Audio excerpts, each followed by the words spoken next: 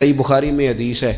نبی اکرم صلی اللہ تعالیٰ علیہ وسلم نے فرمایا، میں اپنی امت کے کچھ ایسے لوگوں کو جانتا ہوں جو قیامت کے دن تہامہ پہاڑ کے برابر نیکیاں لے کے آئیں گے۔ تہامہ پہاڑ تھا ایک بڑا سفید رنگ کا، اس پہاڑ کے برابر وہ نیکیاں لے کے آئیں گے، لیکن فرمایا اللہ تعالیٰ ان کی نیکیوں کو ہوا میں اڑا دے گا۔ حضرت ثوبان رضی اللہ تعالیٰ عنہ نے عرض کی، یا رسول اللہ صلی اللہ تعالیٰ علیہ وسلم ہمیں یہ معاملہ کھول کر بیان کر دیں۔ حضور علیہ الصلوۃ والسلام فرمانے لگے، وہ راتوں کو عبادت بھی کرتے ہیں، اللہ کی بارگاہ میں بھی حاضر ہوتے ہیں،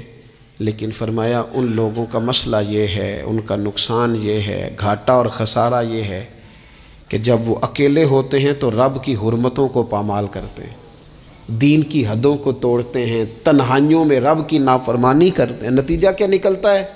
کہ وہ جو لوگوں کے بیچ نیکیاں کی ہوتی ہیں، نمازیں پڑھی ہوتی ہیں، عبادتیں کی ہوتی ہیں، صدقات کی ہوتے ہیں، وہ بھی ضائع ہو جاتے ہیں۔ اگر یہ لوگ اپنی تنہائی پاک کر لیں